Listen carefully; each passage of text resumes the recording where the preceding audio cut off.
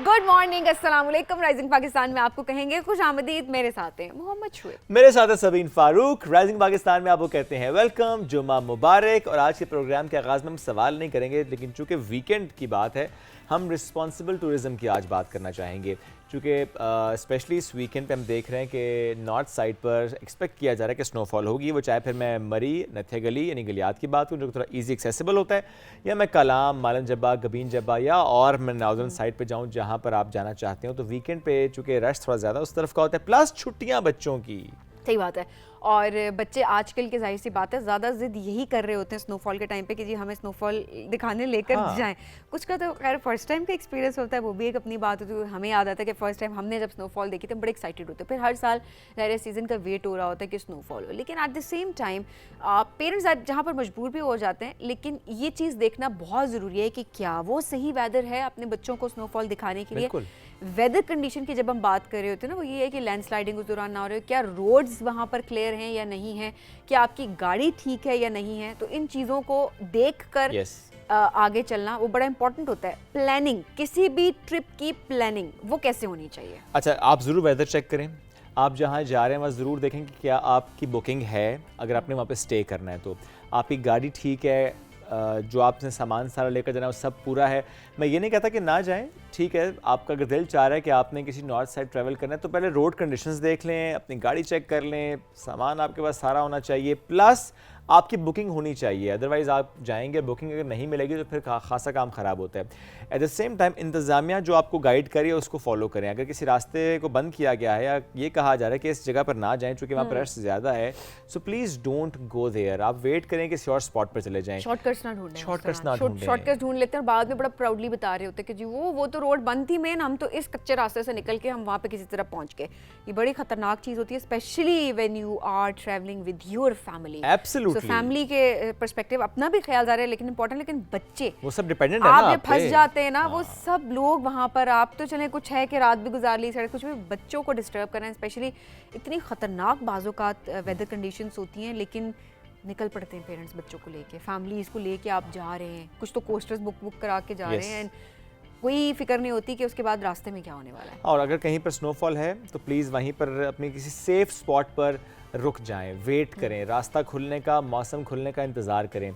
ये ना हो कि कहीं पर स्नोफॉल ज़्यादा है, वहाँ पर गाड़ी आपकी फंस गई है तो फिर आप वहीं पर काफ़ी अर्सा फंसे रह सकते हैं, काफ़ी वक्त तक फंसे रह सकते हैं। तो प्लीज़ डोंट डू दैट। अपनी सेफ्टी की का ख्याल आपने खुद रखना है, और जितने लोग आपके साथ जा रहे हैं उनका भी अपना ख्याल रखना है। तो बस रास्तों का ध्यान भी करना है, अपना ध्यान भी करना है। और रिस्पॉन्सिबल टूरिज़म की जब हम बात करें तो eight the same time responsible travelling है ये, ताकि आपको मालूम हो कि आप जब भी किसी जगह पर पहुँच रहे हैं तो जिस प्लानिंग के साथ आप जा रहे हैं उसी तरह से एग्जीक्यूट वो करेंगे। ख्याल भी रखें, लेकिन एट द सेम टाइम जब आप वहाँ पर पहुँच जाएं, वेदर कंडीशंस भी ठीक हैं, जो कि इंशाल्लाह शायद इस वीकेंड पे भी चीज़ें काफ़ी हद तक इंशाल्लाह क्लियर भी होंगी। बट वहाँ पहुँच कर भी जो टूरिस्ट स्पॉट्स हैं उनको ख़राब भी ना करें, उनका ख्याल रखना बहुत ज़्यादा इंपॉर्टेंट है कि आप वहाँ पर जाकर अपने बच्चों को बताएं। ये छोटे लेवल से आप अपने बच्चों की ना तरबियत शुरू करते हैं कि आपको देख के आप वहाँ पर गंद मत फेंकें, अपने साथ एक बैग ले जाएं, उस बैग के अंदर हर चीज़, पूरा ट्रैश आप डालें, वहाँ की जगहों को ख़राब मत करें, वहाँ का इंफ्रास्ट्रक्चर उसको ख़राब ना करें, वहाँ पर नेचुरली जितनी चीज़ें बनी हुई हैं, पूरा जो लैंडस्केप है उसको हर मुमकिन ये कोशिश करें कि उसको किसी भी तरह से आप मुतासिर ना करें। तो इन चीज़ों का ख्याल रखें, क्योंकि जब भी हम टूरिज़म का सीज़न देख रहे होते हैं, समर्स का देखें, विंटर टूरिज़म का देखें, वहाँ पर हमें ये चीज़ें बहुत ज़्यादा देखने को मिल रही हैं कि वो जी अनएक्सप्लोर्ड स्पॉट था, हम वहाँ पर गए, लेकिन उसके बाद जब अगले सीज़न में जब आप जा रहे होते हैं तो ऑनेस्टली वो जगह दोबारा वो जगह लग ही नहीं रही होती। शोएब, हमें लग रहा होता है कि ये पता नहीं कैसी। अच्छा, मैं वो जगह एक कश्मीर की बता रही थी कि वो काफ़ी टाइम पहले जब हम उस जगह पे गए, क्या नाम है उस जगह का, तत्ता पानी के नाम से जानी जाती है, ठीक है। सो उस जगह पर जब काफ़ी सालों पहले मैं गई तो वो काफ़ी डिफरेंट जगह लग रही थी। बट इस बार जब मैं कश्मीर गई और मेरा वहाँ पर विजिट करने का मुझे मौका मिला तो ऑनेस्टली वो जगह पहचानी नहीं जा रही थी। शोएब, वहाँ पर इतनी गंदगी कर दी गई है, जब बहुत ज़्यादा रश हो जाता है, हम यही देखते हैं। गंदक की वो तो स्मेल एक नेचुरल वहाँ पर है, सल्फर की जो है, लेकिन उसके साथ साथ आप सोचिए कि कूड़ा करकट, उस गंदगी की स्मेल भी जब मिक्स हो जाती है, उस जगह पे खड़ा नहीं हुआ जाता नॉर्मली। अगर आप आपने उस जगह को तबाह कर दिया, अपनी खूबसूरती को तबाह कर दिया। अपने आने वालों के लिए हमने उस जगह को प्रिजर्व नहीं रखा। तो नेचर को प्रिजर्व करने की जिम्मेदारी हम सब पर आयद होती है। सो प्लीज़ अपने साथ साथ अपने एनवायरनमेंट का भी अपने ख्याल रखना है। हमें आज इसी मौजू पर गुफ्तगू करनी थी। अब प्रोग्राम के आगाज़ में हमें आगे बढ़ना है एक ब्रेक की तरफ। जब ब्रेक से हम वापस आएंगे तो फिर मुख्तलिफ मौज़ूआत पर हमारे मेहमान साथ मौजूद होंगे, तो रहिए हमारे साथ। This is Rising Pakistan.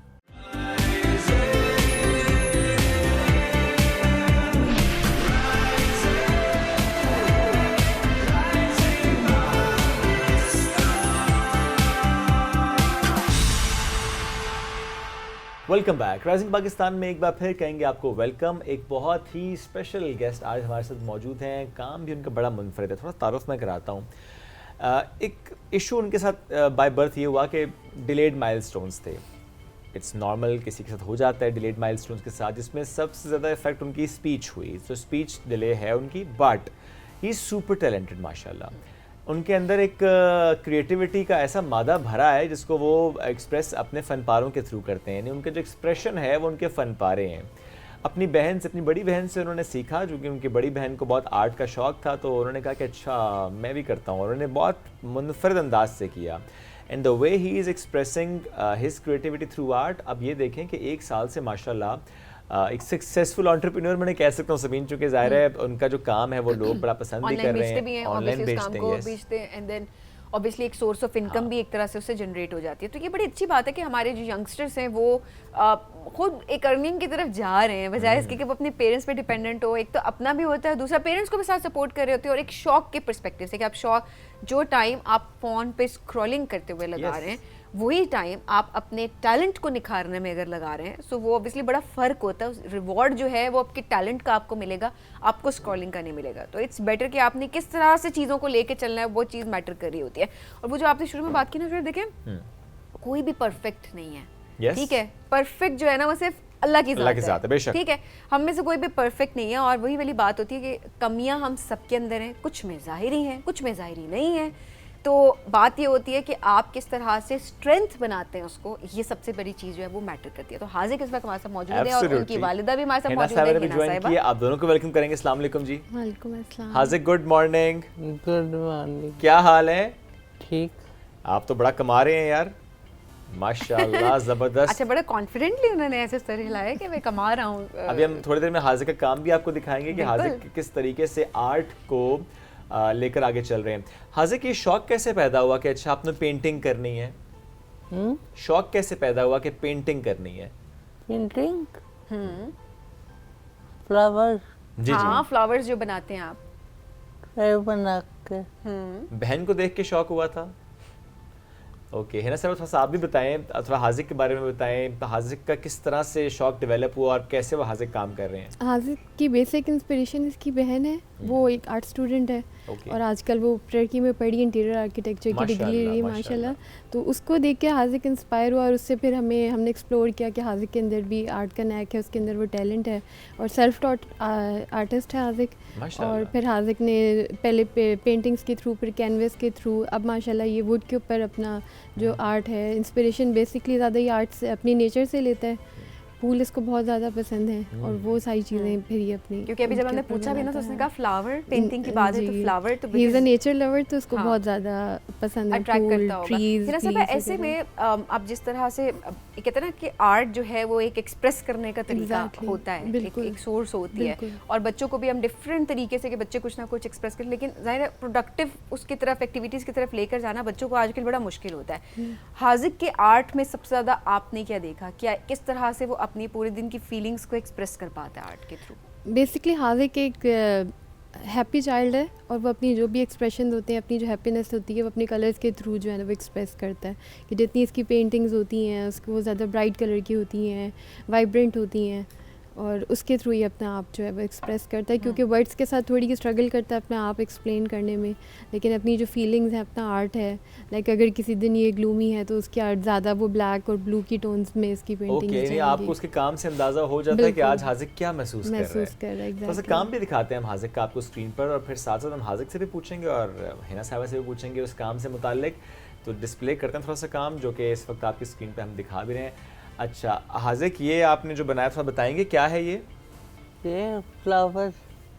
Flowers बनाए हैं। अच्छा, ज़्यादा आपने जो है वो ट्रे पे मेरा ख्याल है पेंटिंग की जी है। वुड के ऊपर ये करता है, वो डिफरेंट कोस्टर्स होते हैं, प्लांटर्स होते हैं, ट्रे होते हैं, ये इसको एक बड़ा ऑर्डर मिला था, ये 100 पीसेस है जो इसने कोस्टर्स के थे, वो इसने ये सब हैंड पेड किए थे। तकरीबन 1 महीने के अंदर इसने पूरा मतलब सैंडिंग से लेके पेंटिंग, फिर उसके ऊपर फ्लावर्स और उसको फिर सील करना, सब कुछ। Very nice. और सोशल मीडिया पे हाजिक कितना टाइम लगा देते हैं? फेसबुक पे, इंस्टाग्राम पे कितना वक्त लगाते हैं रोज? सोशल मीडिया भी हाजिक नहीं यूज करता। हाजिक खुद यूज नहीं करता। नहीं, मैं हैंडल करती हूँ। ये मैसेजेस मेरे साथ पढ़ता है, पढ़ के रिप्लाई बताता है, इमोजीज वगैरह के थ्रू भेजता है, या short answers, thank you, love you, इस तरह के। लेकिन ज़्यादा भी हम ज़्यादा जो ये सोशल मीडिया एक्सप्लोर करता है, या वो पिंटरेस्ट से अपने लिए आइडियाज़ देखता है, या फिर यूट्यूब से अपनी इंस्पिरेशंस की वीडियोस देखता है। जबरदस्त। अच्छा, पूरे दिन की रूटीन क्या होती है वैसे हाजिक की? हाजिक बेसिकली स्कूल जाता है, वहाँ पर ये है कि वो रेगुलर मेन स्ट्रीम में नहीं पढ़ता, लेकिन इसका एक अपना आईपी है जो ये फॉलो करता है। तो अपनी थेरेपिस्ट के साथ पूरा दिन स्कूल में अपनी पूरी रूटीन फॉलो करता है, और उसका एक पार्ट इसकी ये पेंटिंग भी होती है, जिसके अंदर वो सीखता भी और अपने प्रोजेक्ट्स के ऊपर काम भी करता है। साहब, ये कितनी अच्छी चीज़ होती है कि माशाल्लाह से बच्चा आपका इंडिपेंडेंट है। अल्हम्दुलिल्लाह। अगर देखा जाए तो फाइनेंशियल इंडिपेंडेंस इस एज में बड़ी इंपॉर्टेंट भी होती है, और बच्चों को सिखाना बहुत इंपॉर्टेंट है। अब इस हवाले इस चीज़ को आप किस तरह देखती है इस पर्सपेक्टिव? मेन गोल हमारा यही था, क्योंकि हमें ये थोड़े अर्से बाद ही पता चल गया था कि कोई डिग्री हाजिक नहीं ले पाएगा। तो इंस्टेड ऑफ दैट कि हम सारी एनर्जीज उसकी पढ़ाई में या डिग्रीज़ के ऊपर लगाते, हमने इसको स्किल बेस्ड लर्निंग की तरफ हम लेकर गए, और फिर हमने देखा जब इसका आर्ट में इंटरेस्ट है तो फिर उसके साथ ही हमने किया, और इसको ज़्यादा बूस्ट करने के लिए एग्जीबिशन वगैरह जब इससे लगाई, हैप्पीनेस बाज़ार एक इस्लामाबाद में इधर होता है, वहाँ से इसने स्टार्ट किया। फिर जब वहाँ पर लोग आए, उन्होंने बहुत अप्रिशिएट किया, इसको प्यार बहुत ज़्यादा दिया, तो उससे फिर हाजिक के अंदर जो है एक वो जो एक एहसास आता है, सेल्फ कॉन्फिडेंस आता है, वो डेवलप हुआ। और अभी अपने आप को इंट्रोड्यूस ही कराते हैं, मैं बहुत बड़ा आर्टिस्ट हूँ। सबको अगर जो पूछा हाजिक आप क्या करते हैं, मैं बहुत बड़ा आर्टिस्ट हूँ। ये तो हम भी करते हैं ना। फिर सवाल, हाजिक आप क्या करते हो? आप क्या करते हो? पेंटिंग। और आप बहुत बड़े आर्टिस्ट हो? हाजिक का अपना फेवरेट आर्टिस्ट कौन है वैसे? किसका काम हाजिक को पसंद आता है? अलिशबा। बहन का? ओके। और अच्छा, अलिशबा इनकी बहन है? नहीं, अलिशबा इसकी टीचर है, नैना इसकी बहन है, अपनी टीचर का नाम ले। ओके जी, उस्ताद सबसे पहले, इसमें तो कोई शक नहीं है। थोड़ा सा काम और हमने आपको दिखाया है इस वक्त। अच्छा, और जो आप ये बात आप कर रही थी रंगों से मुतालिक, तो हाजिक का फेवरेट रंग पता नहीं क्यों मुझे पर्पल और पिंक वाले शेड ज़्यादा इसके काम में नजर आए हैं। जी, काफ़ी चीज़ें तो ऐसी होती हैं कि वो कस्टमर ऑर्डर्स भी होते हैं, फिर उसके साथ ये है कि कस्टमर अपनी रिक्वायरमेंट बताता है, फिर हम हाजिक को दिखाते हैं कि हाजिक do you want to make it और नॉट। फिर हाजिक चूज़ करता है। फिर कई दफ़ा होता है कि अगर कस्टमर ने इसके ऊपर छोड़ा या कोई नया पीस ये बना रहा है, तो फिर ये मेरे साथ बैठ के कलर डिस्कवर करता है। जैसे एक इसको पेंटिंग का ऑर्डर मिला, वो इसको बताया मैंने कि वो गर्ल का ऑर्डर है, तो उसने खुद से पिंक, पर्पल और शिमर्स चूज़ किए कि लड़कियों को ग्लिटर अच्छा लगता है। तो फिर इसने मुझे कहा कि मामा I want to make it with glitters, कि लड़कियों को ग्लिटर अच्छा लगता है। तो इस तरह फिर अपनी चीज़ों उसमें से ये चूज़। और जो इसकी एग्जीबिशन की, इससे पहले हम बात करते हैं, नेशनल लेवल पे एग्जीबिशंस 5 एग्जीबिशंस हो चुकी हैं, तो 5 का तजुर्बा हाजिक का कैसा रहा? बहुत अच्छा, बहुत एम्पावरिंग था बेसिकली, अगर मैं कहूँगी तो। क्योंकि जब लोगों ने आए, देखा, जब इसने, उसके साथ इसके और भी गोल्स चलते हैं कि लाइक उसको अपना लॉग मेंटेन करना, प्राइसिंग करना, लोगों कस्टमर डीलिंग करना, ये सब स्किल्स भी साथ उसकी इंक्लूडेड होती है, जो ये सीख रहा है, लोगों से इंटरेक्ट कैसे करना। क्योंकि स्पीच का हाजिक का इशू है, तो वो थोड़ा ओवरवेल्म हो जाता है, नए लोगों को देख के बात नहीं कर पाता, तो वहाँ पे आके डिफरेंट लोग आते हैं जिनके साथ ये इंटरेक्ट करता है। सही। तो फिर वो भी कॉन्फिडेंस। अच्छा हिना साहिबा, इस वक्त काफ़ी पेरेंट्स हमें देख भी रहे होंगे जो कि इस तरह की कंडीशन के बच्चे उनके घर में भी हैं, लेकिन ऑनेस्टली उनके पास टैलेंट भी बहुत ज़्यादा होता है। हम अक्सर देख रहे होते हैं कि सिर्फ उस टैलेंट को निखारने की बात होती है कि आप उनमें कॉन्फिडेंस बिल्ड करें, एंड देन वो टैलेंट सामने आ जाता है। पेरेंटिंग में क्या टिप्स आप उन लोगों को देंगी? कैसे अपने बच्चे को, जिस तरह आप बता रही हैं ना, हम हाजिक से बात कर रहे हैं, शायद वो हमसे बहुत कम कम्युनिकेट कर पा रहा है, बट आप जिस तरह से उसको अंडरस्टैंड कर रही हैं, अक्सर हम बच्चों को सप्रेस कर देते हैं, हम कहते हैं हमें उसकी बात समझ नहीं आ रही, कैसे कनेक्शन बिल्ड किया जाए, क्या टिप्स आप देंगी? सबसे पहले तो होप नहीं लूज़ करनी चाहिए, क्योंकि सबसे पहला आपका जो स्टेप होता है वो डिनाइल होता है। उसके बाद आप इसी फेज़ में जाते हैं, मगर अगर नहीं पढ़ सकता तो इंस्टेड ऑफ दैट कि आप एक पढ़ाई के ऊपर ही बस फोकस रहें, आप डिफरेंट स्किल्स एक्सप्लोर कर सकते हैं अपने बच्चे के साथ, डिफरेंट चीज़ें ट्राई करके। कुछ आर्ट्स में अच्छे होते हैं, कुछ कंप्यूटर्स में अच्छे होते हैं, कुछ नंबर्स में अच्छे होते हैं। जहाँ पर आपको अपने बच्चे की स्ट्रेंथ फील हो, तो इंस्टेड कि उसकी वीकनेस को पकड़ के हम बस उसको ही बेहतर करते रहें, हम उसकी स्ट्रेंथ को इन्हेंस करने की कोशिश करें। देखिए, दोनों बातें बड़ी इंपॉर्टेंट है। एक कि कोई कंडीशन है तो उसमें डिनाइल में ना जाएं, acceptance should be the first thing, कि आप उसे एक्सेप्ट करें कि दिस इज समथिंग और इट्स नॉर्मल, ताकि आप आगे बढ़ सकें। दूसरी चीज़ है कि उसकी स्ट्रेंथ पे फोकस करना है। आपने बिल्कुल दुरुस्त कहा कि हमारा ये होता है, मोस्टली ये हो रहा होता है कि कि अगर कोई वीकनेस जो कि हमने खामखा बना दी है अपने तई कि अच्छा ये वीकनेस है, बस उस वीकनेस पे लग जाएंगे, सारी एनर्जी उस वीकनेस पे तो लगा रहे हैं, एट द सेम टाइम उन स्ट्रेंथ्स पे हम काम ही नहीं कर रहे, उनको फोकस ही नहीं कर रहे। तो आपने बड़ी अच्छी 2 बातें कर दी हैं, ये तमाम उन पेरेंट्स के लिए कि जो कि किसी भी ऐसे सिचुएशन में हो कि एक there shouldn't be a denial, accept करें उस माहौल को, उस सिचुएशन को, उस कंडीशन को, जो भी इशू है। सेकेंडली स्ट्रेंथ पे फोकस करें, अगर नहीं बच्चा ट्रेडिशनल लर्निंग की तरफ जा पा रहा, इट्स परफेक्टली ओके, स्किल की तरफ जाना चाह रहा है, let it be, activity base करना चाह रहा है, लेट इट बी, आर्टिस्ट बनना चाहता है, बिल्कुल इट्स फाइन, आप उसे बस एक कंडीसिव इन्वायरमेंट दें जिस तरह हिना साहिबा ने दिया है। इस सफ़र में हिना साहिबा आसपास के जो माहौल है उसका भी एक इम्पैक्ट होता है। आई एम श्योर कि कुछ चीज़ें ऐसी होती हैं जो डिस्करेजिंग होती हैं, जिसमें आपने एक स्ट्रॉन्ग वॉल बन के खड़ा होना होता है। थोड़ा सा ऐसा एक्सपीरियंस शेयर करेंगी?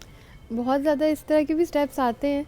जैसे जब हमने ये शुरू किया तो किसी ने मुझे कहा कि अगर कोई हाजिक से चीज़ परचेज़ करेगा अभी तो उस पर तरस खा के करेगा, मगर मेरा बिलीव ये था कि नहीं, जो हाँ करेगा वो हाजिक में बिलीव करेगा, उसकी स्किल में, उसके टैलेंट में बिलीव करेगा, तो उससे वो चीज़ परचेज़ करेगा। लेकिन साथ में ये कहना चाहूँगी कि एक अकेला बंदा इस सफ़र को नहीं कर सकता। हाजिक के साथ जितने इर्द गिर्द के लोग थे, इसके पेयर्स थे, इसके लोग सब मतलब एक साथ थे मेरा देने के लिए कि मैं हाजिक को आज यहाँ सपोर्ट सिस्टम बेसिकली बहुत इम्पोर्टेंट होता है। और आप लोग एज अ सोसाइटी, हम सबका बहुत ज़्यादा रोल है इसके अंदर, जिम्मेदारी किस तरह से हमारी जिम्मेदारी है कि हम किस तरह से एम्पावर करते हैं बच्चों को और उनके टैलेंट को निखारने में हेल्प करते हैं, उनकी भी और उनके पेरेंट्स की भी। बहुत शुक्रिया हिना साहिबा, हाजिक बहुत शुक्रिया प्रोग्राम में हमें ज्वाइन करने के लिए। हाजिक के जो ऑर्डर्स बाहर मुल्क तक पहुँच गए ना, इंशाल्लाह आगे चल के हम देखेंगे हाजिक पूरी दुनिया में हमें उसका काम नजर भी आएगा। 3 इंटरनेशनल ऑर्डर्स अभी तक माशाल्लाह जा चुके हैं। माशाल्लाह और तरक्की दे, बहुत सारी दुआएं हाजिक आपके लिए। नाज़रीन, हम बढ़ेंगे बिग ब्रेक के जानिब, stay with us, this is rising Pakistan.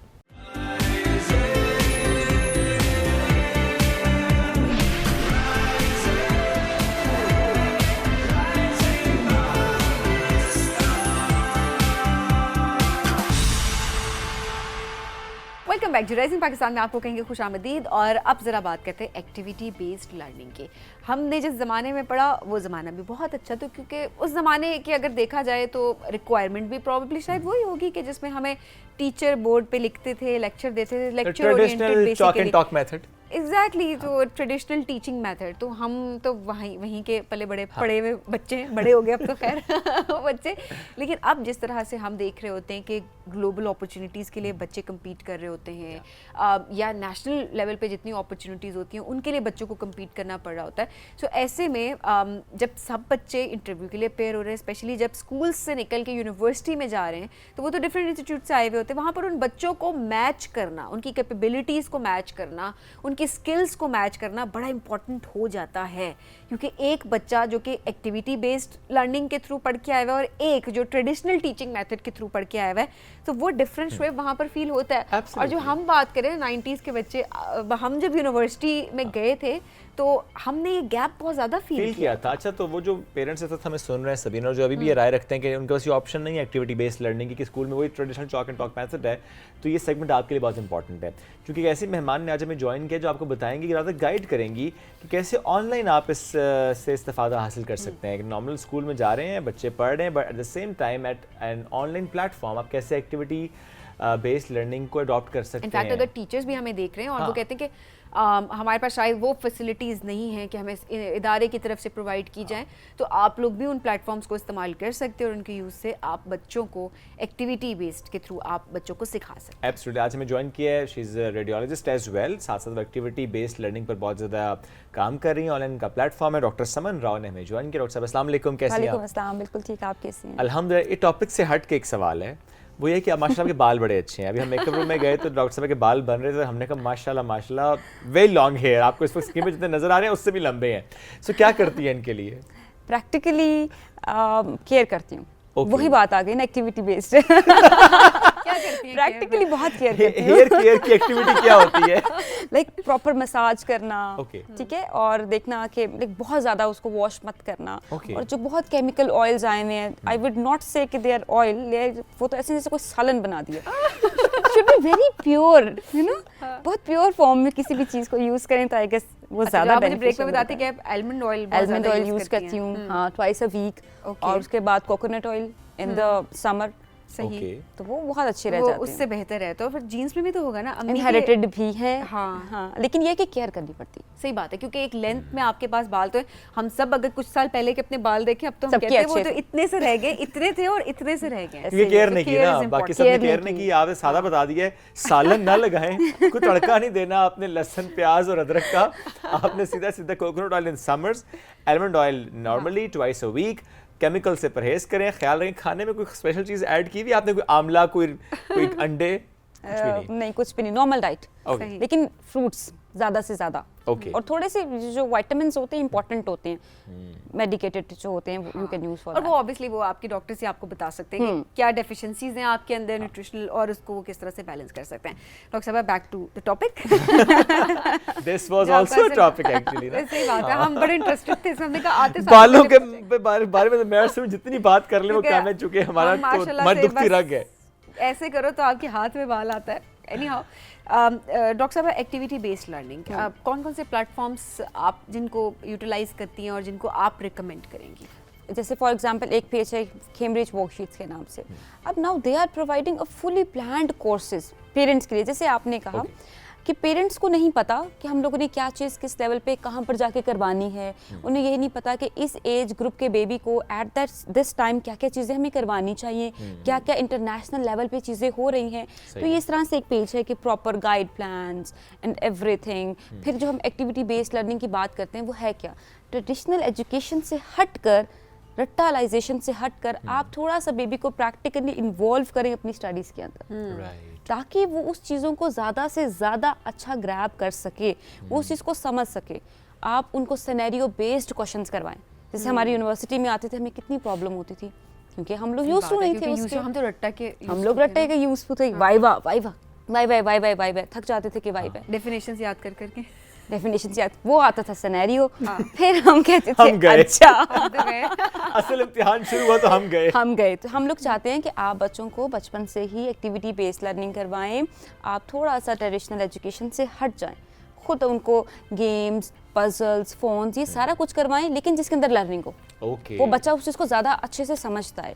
ठीक है, जैसे कोई अगर आप हम एडिशन करा रहे हैं, हम लोगों को तो addition in the form of numbers करवाई जाती थी किसी भी एक नोटबुक के ऊपर।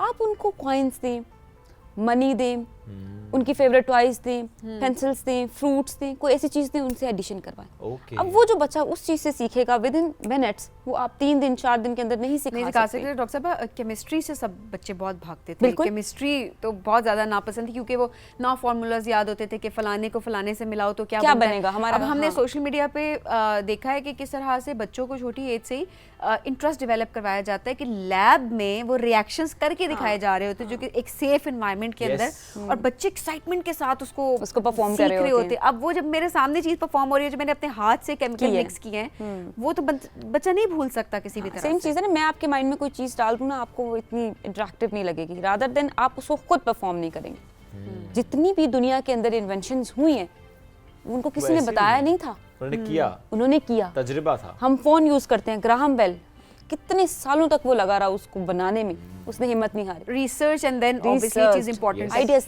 छोटे-छोटे आइडियाज बहुत बड़ा चेंजेस ला सकते हैं। प्लेटफॉर्म्स की अगर हम बात करें तो कि कैम्ब्रिज की आपने बात की प्लेटफॉर्म से, कुछ और अगर चीजें इन्फॉर्मेटिव पर्सपेक्टिव से हम जरा अगर हम इसको बिल्कुल प्री स्कूल से स्टार्ट कर लेंगे, प्री स्कूल के बच्चों के लिए आपकी रिकमेंडेशन क्या होगी, पेरेंट्स के लिए भी कि अच्छा यहाँ से आप वो ग्रैब कर लें? ठीक है, मैंने आपको बताया जैसे वर्कशीट का पेज है, ठीक है, आप उनसे ले सकते हैं। अब उसमें क्या है, मुझे क्यों ज़्यादा अट्रैक्टिव लगता है, उसके अंदर एक तो एज को मिनिमाइज किया गया है, दूसरा ये है कि 2.5 ईयर्स से ही हम एक्टिविटी बेस्ड लर्निंग को प्रमोट करते हैं। तीसरी चीज़ ये है कि बच्चों को आप ज़्यादा से ज़्यादा एक्टिविटीज़ करवाएं इन the form of colouring, in the form of tracing. आप उन्हें सिखाएं कि आपने लेफ्ट ब्रेन यूज कैसे करना है, राइट ब्रेन का यूज कैसा होता है, क्योंकि उसके अंदर एक्टिविटीज होती हैं बेसिकली ना। किसी एक्टिविटी से हम ब्रेन को ट्रिगर करते हैं, ब्रेन को हम बेबी का जो ब्रेन है उसको इंटीग्रेशन उसकी स्टार्ट कर देते हैं।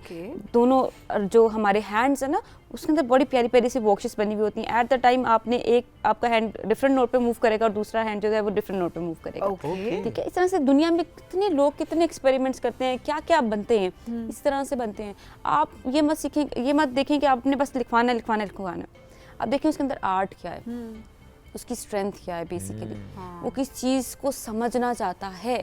कुछ बच्चे ऑडियो ज़्यादा अच्छा पसंद करते हैं, कुछ बच्चे विजुअली सीखते हैं, कुछ बच्चे जो है वो प्रैक्टिकली सीखते हैं, कुछ लिख के भी सीखते हैं, you never know। तो जो बच्चा जिस तरह से सीख रहा है आप उसको सिर्फ उसी तरह से सिखाएं। आप मत इम्पोज करें कि हमने अगर ऐसे सीखा था कि 1.5 घंटा लगा के बस क्लासरूम्स में लिख दिया गया और हमने देख लिया और उसको हमने लिख लिया। ये भी है ना कि चूंकि सिखाने का अमल तो हम शायद चेंज कर पाएं, लेकिन अगर किसी को जांचने का अमल ही हम चेंज नहीं कर पा रहे, फॉर एग्जांपल जो आपने बात की ना कि कोई लिखने में शायद अच्छा होगा, कोई सुनने में होगा, कोई विजुअली, कोई ऑडियो, लेकिन जब इम्तिहान एक तरह से आएगा तो फिर जिस बच्चे ने सीखा तो ज़्यादा शायद वो उस इम्तिहान में रह जाएगा, तो हमें इम्तिहान भी तो बदलना पड़ेगा फिर।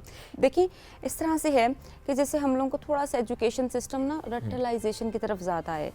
हम ये कहते हैं कि आप क्वेश्चंस दें बट ये ना मत लिखें कि the answer should be correct और वही आंसर होना चाहिए जो बुक में लिखा हुआ है। ठीक है, आंसर ग्लोबली बच्चे ने कहीं से भी सीखा है, इट शुड बी करेक्ट। अगर वो बात ठीक है, वो कॉन्सेप्ट ठीक है, आप उसको ठीक करें, आप उसको please out of the box सोचने दें, वो कुछ भी लिख सकता है।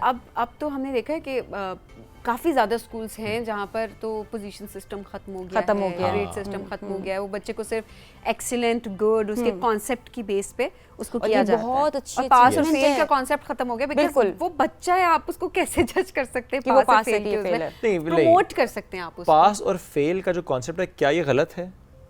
I think it's wrong. मुझे ऐसे लगता है कि नहीं होना चाहिए। छोटा बच्चा है जिस तरह से, उसको क्या पता पास और फेल क्या है, उसको आप प्रमोट करते कि वो एक जो हम लर्निंग की बात कर रहे हैं ना, पढ़ाई का मकसद बच्चे को सिखाना है। कंपटीशन और ऑब्वियसली वो जो आप आगे अपने हाई स्टडीज के लिए compete करते हैं सब कुछ, वो फिर 9th 10th जो आपके बोर्ड एग्जाम्स या ओ लेवल्स, ए लेवल्स, तो इनिशियल लेवल पे इसका मतलब है नहीं होना चाहिए pass, not even the grades, not just pass fail. बच्चे को तो नहीं पता इस चीज के बारे में, आप उसके माइंड में डाल रहे हैं। और हम ये नहीं कह सकते हर बच्चे के अंदर एक टैलेंट होता है, हर बच्चा टैलेंटेड पैदा होता है, इसमें कोई शक नहीं, बस आपको निकालना होता है। आप जब उसके ऊपर स्टैंप लगा देते हैं कि वो फेल, आपको कैसे पता है वो फेल?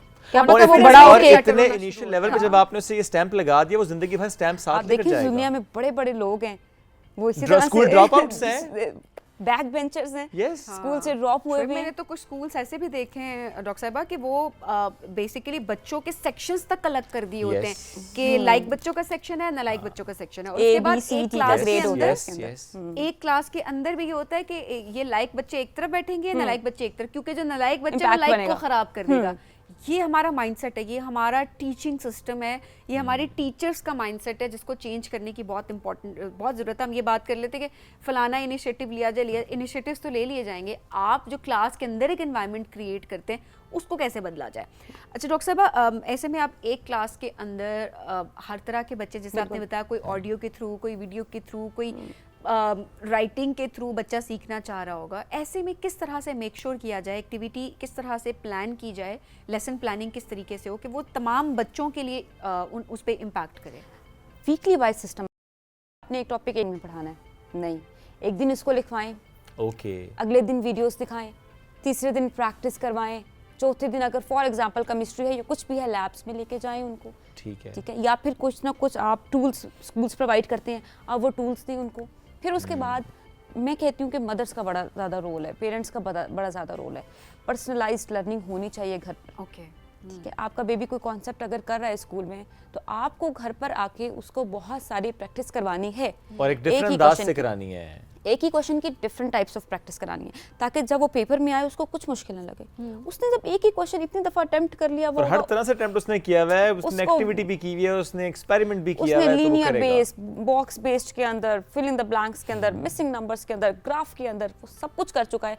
फिर उसको आप पेपर नहीं कर सकते। फिर वो नहीं डरता जैसे हम लोग डरते होते थे, क्योंकि हमारा जो एग्जाम आता था ना, वो डिफरेंट, जो क्लासरूम में होता था ना, वो उससे बहुत डिफरेंट होता था। क्लासरूम में था 2 + 2 = 4, और फिर वो जब पेपर आता था 2 + 2 = 4 वाई। अब हम कहते थे वाई ये जो नहीं पढ़ाया, ये वाई कहाँ से आ गया? बताया था 2 + 2 = 4 था, ये वाई कहाँ से आ गया?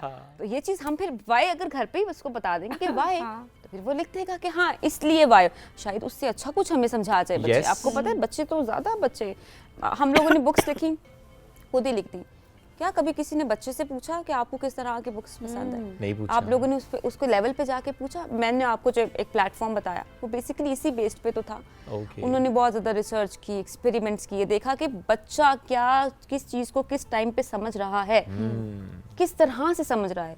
हम तो लिख देते हैं, लेकिन हम ये क्यों नहीं सोचते हैं कि हम बच्चों के लेवल पे जाके तो देखें एक दफ़ा। ना उसके लेवल पे जाके लिखा जा रहा है, ना उसके लेवल पे जाके टीचिंग मेथड्स अडॉप्ट किए जा रहे हैं। बिल्कुल ऐसा ही है। तो बच्चा कहाँ पढ़ेगा? बहुत अगर एजेड टीचर्स भी हैं तो नहीं पढ़ा जाता उनसे। नहीं पढ़ा जाता, बच्चे कनेक्ट नहीं कर पाते। आपकी जो एक कनेक्शन है ना वो टूट जाता है। और ख़ास तौर पे जो बेबीज छोटे हैं, प्री स्कूलर्स, हमारे टोडलर्स, हमारे जो बेबी बहुत छोटे हैं, जिन्होंने देखा ही सिर्फ अपनी मदर को होता है, फिर आप उनको डाल देते हैं छोटी सी एज में स्कूल। तो वो 3 साल तो आपको देख रहे थे ना, तो वो तो अभी आपको समझेंगे ना। बिल्कुल ऐसा थोड़ा सा बड़ा हम लोग, मैं फर्स्ट टाइम फॉर एग्जांपल आपसे भी मिलूंगी तो मैं थोड़ी सी हेजिटेट होंगी, और अगर मैं रोज मिलती रहूंगी तो हम एक कंफर्टेबल जोन में आ जाएंगे। आइस ब्रेक करनी होती है वो बड़ी इंपॉर्टेंट, बहुत ज्यादा। आइस ब्रेकिंग नहीं है तो फिर ऑब्वियसली वो हेजिटेशन रहेगी, और आप सही तरह से दो लोगों की फिर बात है, आइस ब्रेक नहीं होगी तो वो एक दूसरे को भी नहीं जान सकेंगे। बिल्कुल इंपॉर्टेंट कि आपको आइस ब्रेक करनी है ऐसे तरीके से कि दोबारा मिलने का दिल भी करे और बच्चे का इंटरेस्ट भी थ्रू आउट जो है वो डेवलप रहे। डॉक्टर साहब काफ़ी सारे बिकॉज एक तरह से अभी भी अनफॉर्चुनेटली हमारे बहुत सारे जो टीचर्स हैं उनके लिए ये चीज़ बहुत नई है एक्टिविटी बेस्ड लर्निंग। कुछ को तो शायद अभी तक पता भी नहीं होगा। मैं बहुत सारे इलाकों की बात करी वहाँ पर नहीं पता होता, जहाँ पर हम देख रहे हैं बहुत सारा अच्छा काम भी हो रहा है, काफ़ी सारे टीचर्स बड़ा अच्छे नई नई इनोवेशन लेके आ रहे हैं पढ़ाई में भी। वो कहते हैं कि हमें बेसिकली समझ नहीं आती कि हम हर जो लेसन है उसको किस तरह से एक्टिविटी बेस्ड बनाएं, क्योंकि हर अगर एक ड्राई टॉपिक है उसको कैसे म्यूजिक के थ्रू बच्चे को सिखा सकते हैं, उसको कैसे हम कोई ग्रुप एक्टिविटीज क्रिएट कर सकते हैं। उन्हें बहुत मसाइल पेश आ रहे होते हैं, उनको कुछ आप टिप्स देना चाहेंगी कि वो कैसे प्लान करें? देखिए कुछ मुश्किल नहीं है, क्या हम प्रैक्टिकली जिंदगी नहीं गुजार रहे हैं? तो ये कुछ मुश्किल नहीं है कि आप किसी भी चीज़ को प्रैक्टिकली किसी बच्चे को समझा सके। ये बहुत ईजी है। आज तो सारा आपके पास यूट्यूब है, आप एक आधी वीडियो दिखाएं, बच्चा बहुत खुश होता है म्यूजिक से, ठीक है, और फिर उसको वो इस चीज़ को थोड़ा सा ग्रैब करने की कोशिश करता है। फिर थोड़ा सा स्कूल फंड्स थोड़े से रेज किए जाएं एजुकेशनल, ताकि आप बच्चों को टूल्स प्रोवाइड कर सकें। उसके साथ साथ एग्जीबिशंस होनी चाहिए पाकिस्तान के अंदर। कुछ ऐसी एग्जीबिशंस होनी चाहिए जहाँ पर बच्चे प्रैक्टिकली जाके उन चीज़ों को देखें, ताकि उनको ज़्यादा से ज़्यादा समझ आए। हम लोगों का एक फॉल्ट बहुत ज़्यादा है, जिससे मुझे बड़ा मसला है बचपन से और अभी तक, कि हमें ना बड़ी बारबीज दिखाई, बड़ा कुछ दिखाया, हमें हैरी पॉटर दिखाया, क्या मैजिक था उसके अंदर। हम स्कूल गए तो उसके अंदर कुछ भी नहीं था, वो ब्लैक कलर का बोर्ड था, वाइट कलर की दीवारें थी, समझ ही नहीं आया कि ये तो झूठ हो गया हमारे साथ, ये तो प्रैंक था।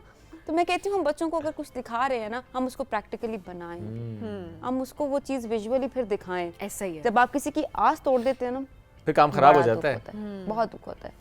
तो इसलिए एक्टिविटी बेस्ड लर्निंग करवाना कुछ मुश्किल नहीं है। कोई भी एक टॉपिक पकड़े, आपके सिर्फ हिम्मत आपके अंदर होनी चाहिए, नियत होनी चाहिए। आप हैप्पी कुछ भी समझाएंगे ना, बच्चा सीखेगा हैप्पी। यकीन करें, आपको नहीं भी समझ आ रहा ना, आप ऐसी हैंड की मूवमेंट भी करके उसको बता देंगे ना, वो उससे भी सीख जाएगा। अच्छा चलो इनोवेटिव लर्निंग है इसमें, खुद भी तो आप एंजॉय करने लगेंगे अपने क्लासरूम को। हम तो देख रहे होते हैं थके, घर का गुस्सा भी बच्चे बेचारों पे आके उतार रहे होते हैं टीचर्स। वो थोड़ी सी टीचर्स की ना वर्कशॉप्स होनी चाहिए, हम इसको जरूर रिकमेंड करते हैं कि टीचर्स की जरा वर्कशॉप्स। अब तो ज्यादा जरूरी हो गया, हर एज में आप सीखते हैं।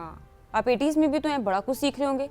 हम लोग अभी बच्चों से कितना कुछ सीख रहे होते हैं, तो टीचर्स की वर्कशॉप्स होनी चाहिए, वर्कशॉप्स हो, ट्रेनिंग्स हो, ताकि वो कनेक्ट कर पाएं आज के बच्चे से, उससे उसके लेवल पे जाके पढ़ा सकें, समझा सकें, बता सकें।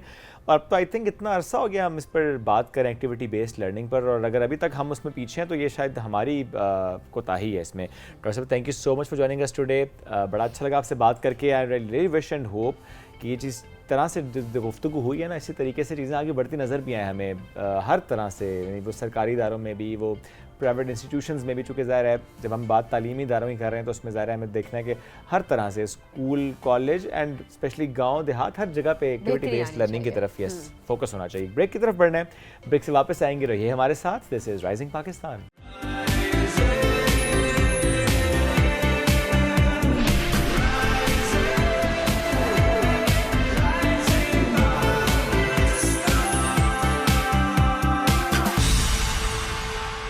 Welcome back to Rising Pakistan में आपको कहेंगे खुश आमदीद। और हम कहते हैं ना कि कोई ना कोई शौक अपना ज़रूर रखा करे, क्योंकि जब आप शौक को साथ लेकर चल रहे होते हो ना, तो आप अंदर से दिल से आप ना खुश होते हो, थोड़ा ना बहुत जल्दी आप एजिड मतलब आप एज नहीं कर रहे होते। हम कहते हैं ना बहुत इतनी जल्दी आप एजिड हो गए, ये हो गया वो हो गया, तो वो कहते हैं ना कि age is just a number. तो अपने शौक जो है ना उसको आपको साथ लेके चलें, क्योंकि आप अंदर से जब खुश होते हैं ना तो आपका दिल भी खुश रहता है, दिल जवान भी रहता है, जवान भी रहता है जी। बहुत हैप्पी रहते हैं और आपको हाँ। लगता है कि आप एक किसी मकसद के साथ चल रहे हैं। वो मकसद ज़रा जो पैशन की हम बात करते हैं वो आप सर्व कर रहे होते हैं। अक्सर हम बात करते हैं ना हॉबीज़ की, जिसमें हम एक चीज़ जो कि बहुत ज़्यादा शेयर करते हैं, अच्छा जी वो टिकट कलेक्ट करते हैं या वो कॉइन कलेक्ट करते हैं या वो नोट्स कलेक्ट करते हैं मुख्तलिफ ममालिक के। हाँ। तो आज एक ऐसे पाकिस्तानी ने हमें ज्वाइन किया कि अगर मैं ये कहूँगी पाकिस्तान में सबसे ज़्यादा कलेक्शन अगर है तो वो उनके पास है, यानी चाहे वो डाक टिकट्स से मुताल्लिक हो, चाहे वो सिक्कों से मुताल्लिक हो, चाहे वो मेडल्स से मुताल्लिक हो, चाहे फिर वो नोट्स से मुताल्लिक हो, यानी करेंसी नोट्स की मैं बात कर रहा हूँ। बड़ा महंगा शौक है जी उनका। महंगा शौक भी है सभी। और ये देखिए कि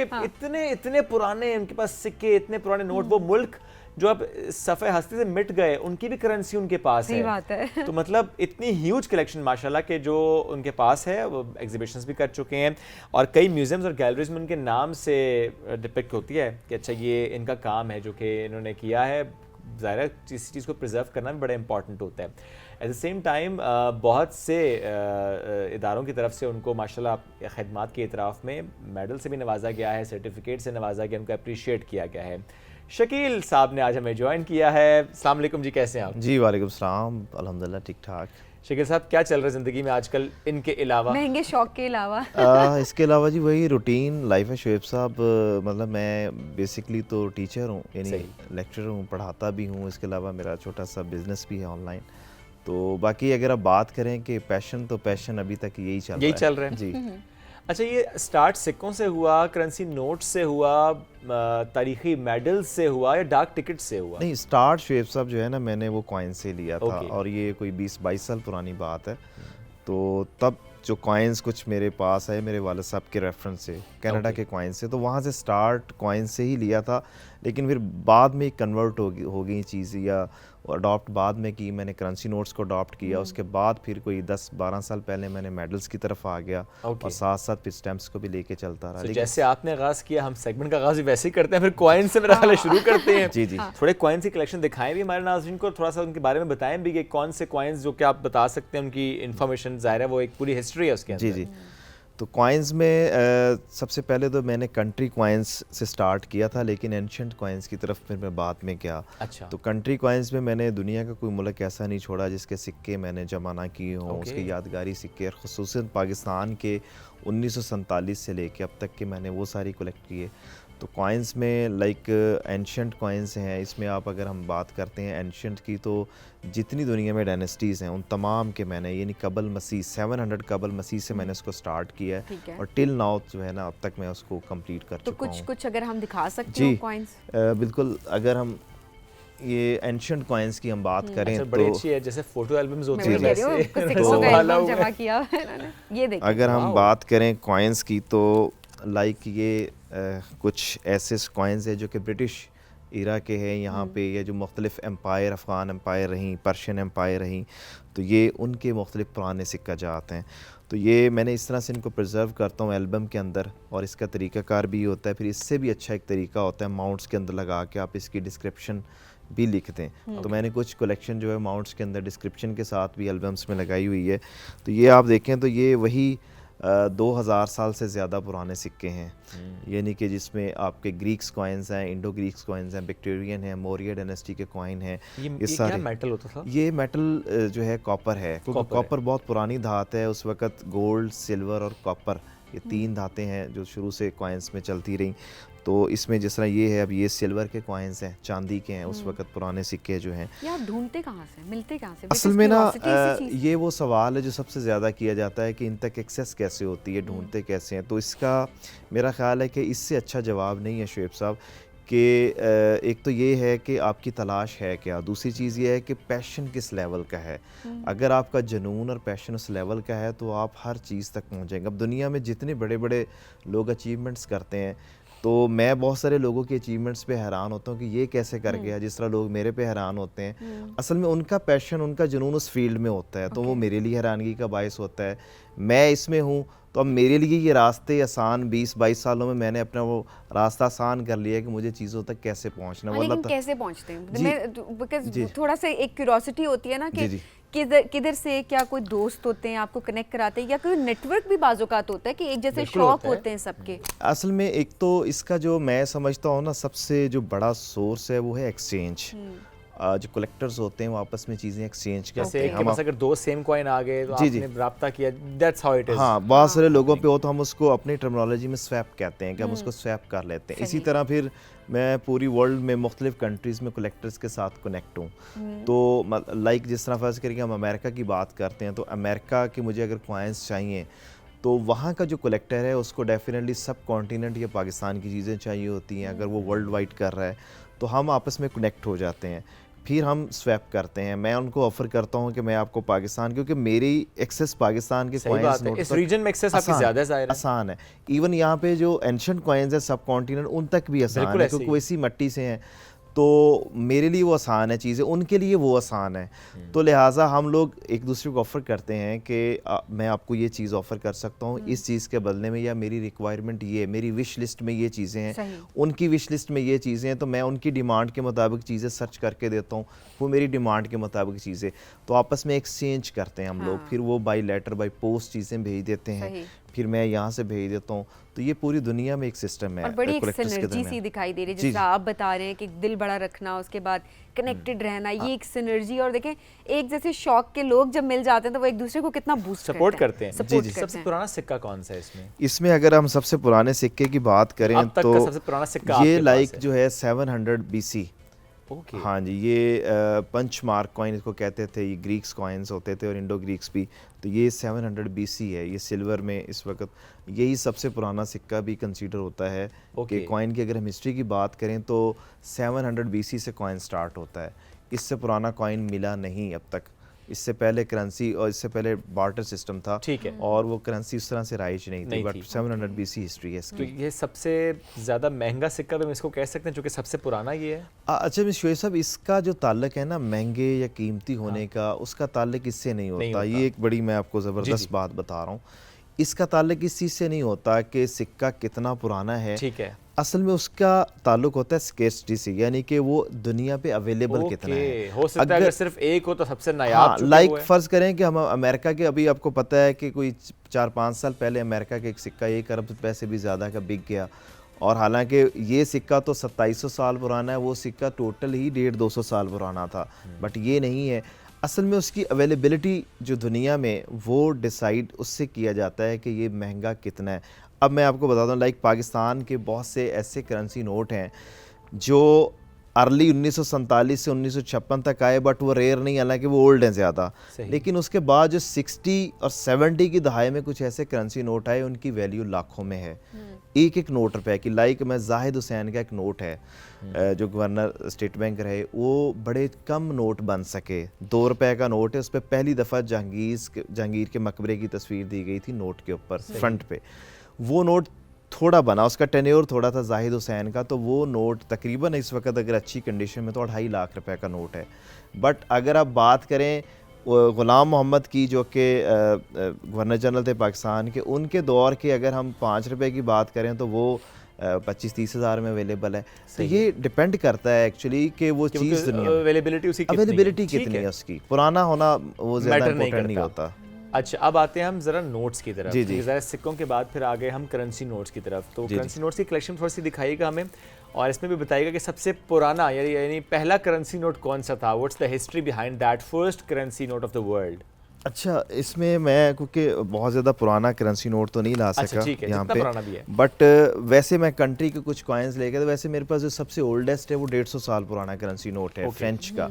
बट ज़्यादातर मेरा इंटरेस्ट होता है कि currency notes like country wise, जिस तरह से अब पूरी दुनिया से मैंने कलेक्ट किए। डॉलर्स वाला आपने मुझे दे जाने, बाकी तो बता दें। जी, डॉलर सबसे ज़्यादा, क्योंकि मशहूर भी डॉलर है। उसकी वजह ये कि पूरी दुनिया में ट्रेड डॉलर में होती है, डॉलर सबसे ज़्यादा। हमारे डॉलर भी हम ऐसे वारते हैं, टेंशन की बात नहीं है। तो ये जिस तरह से ये मुख्तलिफ अफ्रीकन कंट्रीज़ के करेंसी नोट्स हैं, इसी तरह ये वेनेजुएला के बड़े खूबसूरत करेंसी Nice. नोट्स हैं जो कि आपको देख रहे हैं कि वर्टिकल शेप में ये जारी और करते हैं। कितने अच्छे तरीके से इन्होंने उसको रखा जी, हुआ है, जी। इसकी भी कोटिंग करा के प्रॉपर। जी, तो ये जिस तरह से ब्राज़ील के हैं, मेक्सिको के हैं कुछ करेंसी नोट्स, ठीक है, ये अगेन फिर वेनेजुएला के हैं।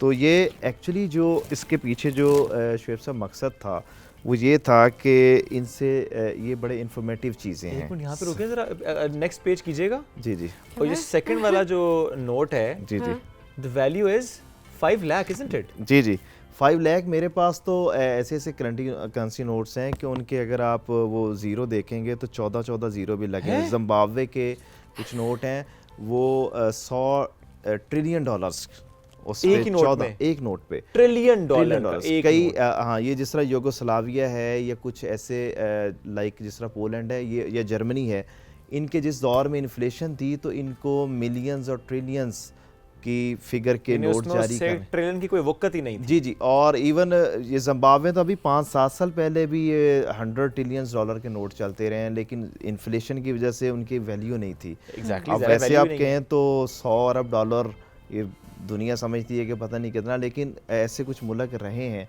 ये एक चीज़ याद रखिएगा कि दुनिया में ये भी एक पैमाना है किसी मुल्क की तरक्की को मेजर करने का कि जिस मुल्क के नोट के ऊपर ज़्यादा ज़ीरो होंगे समझे कि वो उतना ही फ्लॉप मुल्क है। आप कह सकते हैं जिसके ज़ीरो कम होते जाएंगे, लाइक अब हम पाउंड स्टर्लिंग की बात करते हैं तो उस पर ज़्यादा से ज़्यादा जो है 1 ज़ीरो है इसके साथ। इसी तरह हम कुवैत की बात करते हैं तो 1 ज़ीरो साथ मिलेगा। इसी तरह डॉलर की बात करते हैं तो 2 ज़ीरो से ज़्यादा नहीं, 100 डॉलर से ज़्यादा नहीं है। जैसे हमारा 5000 का नोट है, और इसी तरह बहुत सारे मुल्क हैं जिनके साथ 4 ज़ीरो हैं, 5 ज़ीरो हैं, 10 ज़ीरो हैं। टर्की, ईरान, और इसके बाद जो है हमारा जो एक मुल्क है इंडोनेशिया, इनकी लाखों मालियत के नोट जो हैं हमारे यहाँ तो पाँच- 3 पाँच- सिफर के बाद हाँ, नोट खत्म है। लेकिन इनके तो 5-5, 6-6, 7-7 फिगर्स भी इनके साथ लगे हुए हैं। तो ओके। वो डिपेंड करता है उस मुल्क की इकॉनमी। बिल्कुल ठीक है, आपने बड़ा अच्छा एक्सप्लेन किया, वो उसकी इकोनॉमी को डिफाइन कर रहा होता है। जी जी। अच्छा, इसमें कोई ऐसा नोट जिसके बारे में आप बता सकेंगे वो नोट हासिल करने में बहुत आपको दुश्वारी का सामना करना पड़ा? जो क्या होता है ना, आपको मालूम तो होता है ये नोट है missing in my collection, I am looking for it, और जिसके लिए आपने बहुत मेहनत की, व्हाट इज दैट नोट? इसमें तो नहीं है, बट यहाँ पे तस्वीर में वो रेयर नोट था, मैं वो ला कौन नहीं सा है? सका। उसमें भी वो पाकिस्तान की नोट हैं जो अच्छा। मतलब उसकी वजह ये थी शुएब साहब कि बदकिस्मती के साथ जो है कि पाकिस्तान में अपने हेरिटेज को संभालने का, हिस्ट्री को संभालने का वो वाला जनून नहीं पाया जाता जो कि दूसरे ममालिक के अंदर है। तो हम उसे तो प्रिजर्व यहाँ नहीं कर पाए। प्रिजर्व नहीं कर, तो यहाँ से बहुत सारी चीज़ें जो हैं वो सेल होके या एक्सचेंज के ज़रिए जो है ना बाहर चली गई। तो ख़ुद हमें अपनी चीज़ें ढूंढने में बड़ी दिक्कत का सामना करना पड़ा। उसमें लाइक जिस तरह हमारे यहाँ पे पाकिस्तानी ओवर प्रिंट नोट थे जो कि कायदे आज़म मोहम्मद अली जिन्ना ने जब 1947 में पाकिस्तान बना तो हमने पहले साल जो है हमारे पास मशीनरी नहीं थी, नोट प्रिंट करने की मशीनरी नहीं थी, सिक्के बनाने का कोई सिस्टम नहीं था। तो हमने फिर 1 साल के लिए वो नोट जो बरतानिया के यहाँ पे राइज थे उन्हीं नोटों के ऊपर हुकूमत पाकिस्तान लिखा और फिर यहाँ पे 1 साल के लिए राइज की। वो अगर आप देखें तो वो बहुत रेयर नोट है, उनके ऊपर किंग जॉर्ज की तस्वीर है और एक साइड पे हुकूमत पाकिस्तान लिखा हुआ है, लाइक जिस तरह कायदे आज़म की तस्वीर के साथ। वो नोट ना हमारे बड़े रेयर हैं, उनको ओवर प्रिंट पाकिस्तानी नोट कहा जाता है। ये 1 साल पाकिस्तान में राइज रहे।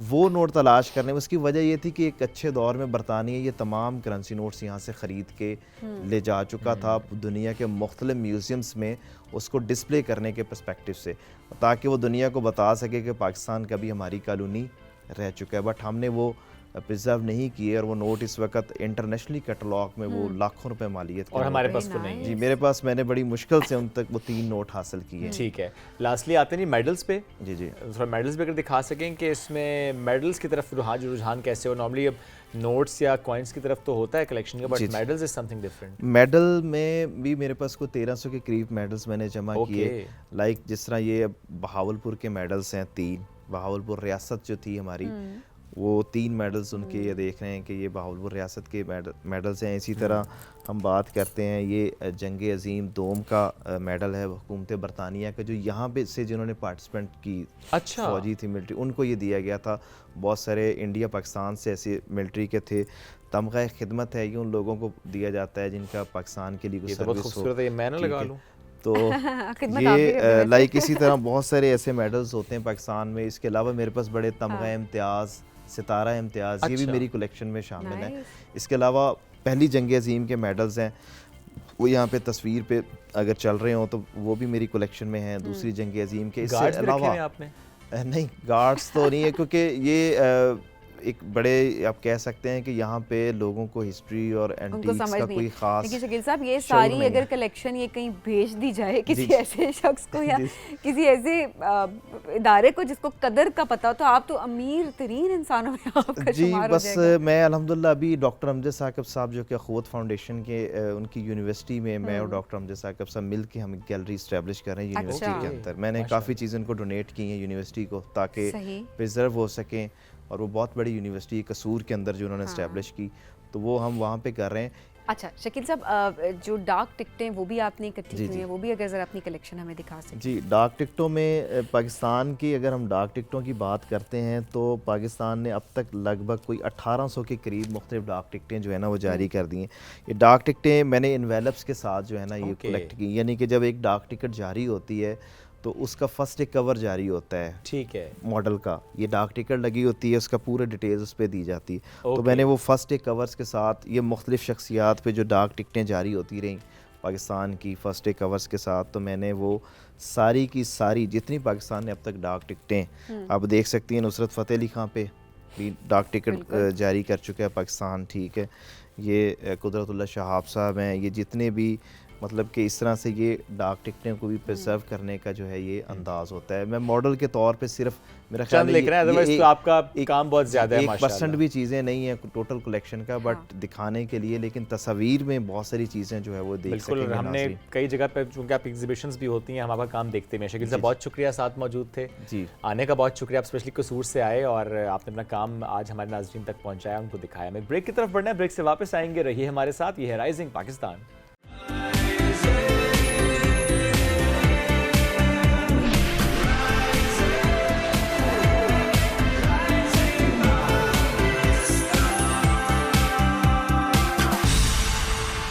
Welcome back after the break. अब हम बात करेंगे आपकी स्टाइल से मुताल्लिक। जब हम बात स्टाइल की कर रहे हैं तो नॉर्मली ये हो रहा होता है, अगर मैं अपनी बात भी करूं, जैसे किसी शादी पर जाना है तो आप सोच रहे होते हैं अच्छा क्या ट्रेंडी है, क्या पहनूं। समटाइम्स आपकी सोच का जो एंगल है वो ये होता है क्या अच्छा लगेगा, समटाइम्स सोच का ये एंगल होता है क्या ट्रेंड में है, समटाइम्स एंगल ये होता है कि अच्छा थीम क्या है उसमें। थीम पार्टीज़ भी समटाइम्स होती हैं, समटाइम्स आपको कलर कहा जाता है अच्छा इस कलर के आउटफिट सारे जो है वो कैरी कर रहे होंगे।